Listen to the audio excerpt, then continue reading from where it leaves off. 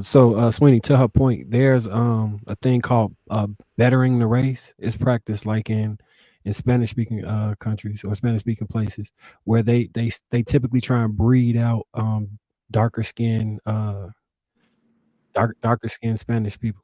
Or I don't want to call them Spanish people. Well, darker skinned people, right? They do the same thing across the globe where they try and get closer to the Eurocentric features. That's a real thing. It is like when the young lady Grade A was talking about the effects of colonialism. It's universal. It's rare that you find someplace that it did not touch. And I will argue that in regards to the blonde thing, this is the thing about slavery being attached is you can it's a researchable fact. I can give you some books on it if you like to look into it. But the blonde thing may come from the time when what do you want to call him? The mass deleter, the Adolf guy, right? I know you can't Adolf say. Hitler, yeah. I was trying not to say the full name Oh, I'm sorry. because you'd be flagging.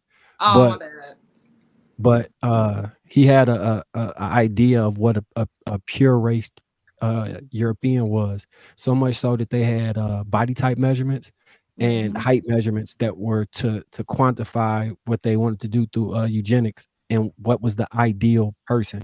So beauty standards could have a lot to do with that. You couple that with the mass marketing campaigns where everything is programming to y'all point. The mass marketing campaigns literally selected the ideal of beauty for a very long time. It's only now that those things are changing. And you can see the effect of it is if you look at the shapes of black women, right?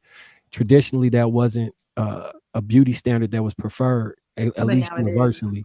But as the programming has changed, now you see people altering themselves to gain that shape. You can trace almost all of this programming back. Humans by and large aren't very independent thinkers. Yeah, Most we people need follow to be like taught sheep. what to do. All And facts. there's benefits to it, and it's also extreme issues because you can cause mass atrocities by being able to control groupthink. That's why I always relate it back to I think social media is the greatest mind control tool that's ever existed because you can alter an algorithm and put Mm-hmm. ideas into people's heads, Mm-hmm. and you can manufacture something like a gender war. You can Mm-hmm. manufacture something like a body positivity movement when there's little to nobody except the people in charge of the algorithm who believe these things. Mm-hmm. But then they can put that on us and we operate within that paradigm as if it's real.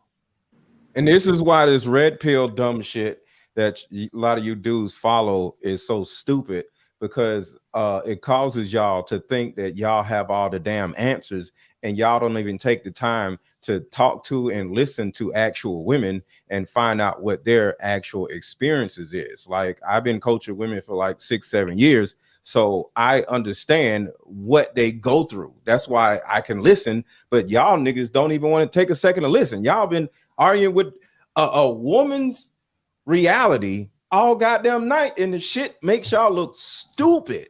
Well, I will argue that I don't think you talk to men all that often either. We're And you talking don't about women, understand. though. We're I talking know, about I get that, but what I'm saying is, I would. we're talking about society. When we started off talking about society has pushed women to think they should or want to get married, and I don't see a problem with that. I'm just saying where it started. Well, I And think y'all don't even want to listen to the shit. I think we all have a natural desire to couple. I don't think that's something that society pushed. With that being said, the reason why I mentioned that was because you mentioned the red pill again about how they don't speak to women, but I think you have a severe lack of understanding of how men feel, and that's why you keep talking down on the red pill movement because you don't talk to men. You will primarily only talk to women. I would, and Trev is one that also actually coach men, and he would tell you that they have very real issues on this planet, just like the women that you speak to do. So I would think that the problem is that we're not speaking to one another, and that there's a reason why we keep having these panels and never come to a solution. Even when we were simply talking about the instance of dating potential, there was no solution that came out of that because everything ended with a well, but, or what about this, or what happens if I have to deal with this, rather than understanding, hey, this might just be the solution to your problem. But keep in mind, when it's a woman's experience, you can't turn around and tell a woman what her experiences I is. get that. A lot of y'all I'm just do asking love you. to do that shit almost every time instead of just hearing a woman's experience and you know, acknowledging the woman's experience. Right. Y'all And I'm tell just the woman what she's got them experiencing. right. And I'm just still dumb shit. right. And I'm just asking you to give men the same goddamn leeway because you're not. That's why you keep calling it dumb shit. When we talk about the men's experience, that's cool. Well, that's what they're talking about most of the time. They're talking about their experiences with women. With women. We're on the panel with the women. I'm talking about do to the women on a normal basis. It comes from that stupid red pill shit. That's all I'm saying. What? I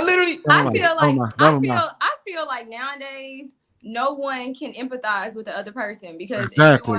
I feel like everyone, I'm not gonna say we victimize ourselves in a way, but it's like it is in a sense victimizing. It's like I can't really offer you any type of, you know, consolation because I want to be the center of attention right now. I want you to know about my issues, my problems. We need to focus on me primarily when it's like, no, we both have issues. But instead of saying, okay, you got issues, men have issues too. Why don't we just focus on and let the women express their issues, process those? We can, you know, be goal oriented and solution oriented after the issues have been disclosed. And then we can talk about, you know, the men issues. Because if we're talking about one gender's issues and then somebody say, well, the other person got issues too, it kind of make it seem like it's dismissive. Yes. It gives off a very dismissive tone. And I'm completely in agreement with you. And that's why I said that's why you don't call the red pill dumb shit, because that's you being dismissive of their issues. I'm not disagreeing that we shouldn't listen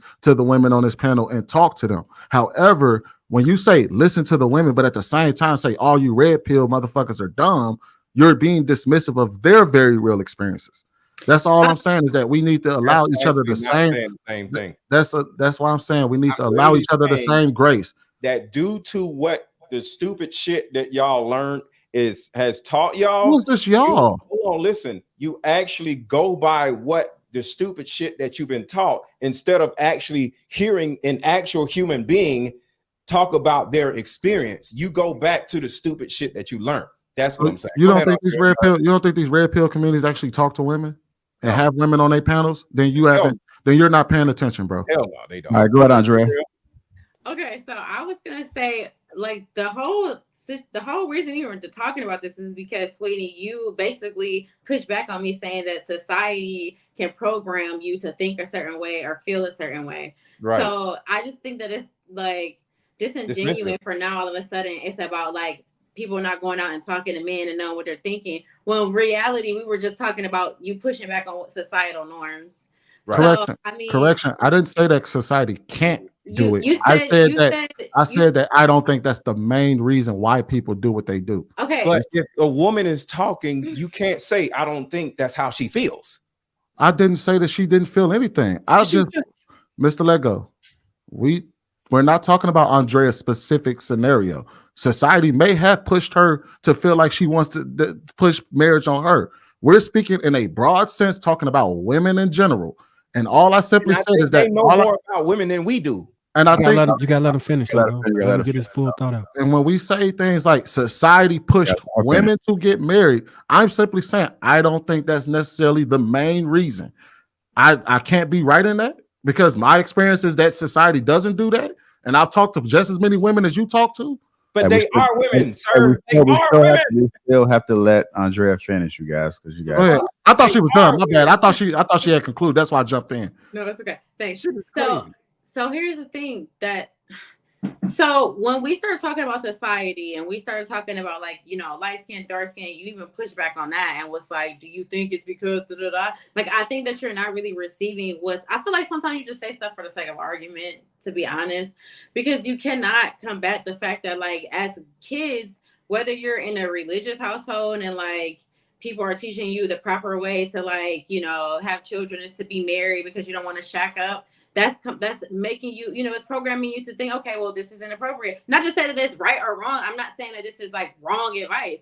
I'm just saying the whole reason why you're looking at marriage in this certain way is because you've been taught to look at it that way from the people who are over you or older than you or whatever the situation is. But, like, if people want to, you know, be married, it's nothing wrong with that. But I would have to question why are they actually trying to get married? And a lot of the time it's because they are being taught that. How many people could just decide to be baby mamas and just be like, okay, I want kids, so I'm just gonna get pregnant and not get married? You don't have to, like, that. being married is an option, but why are you considering that? Is it because what people have told you should be doing, or what's appropriate, or what looks bad, or what isn't bad?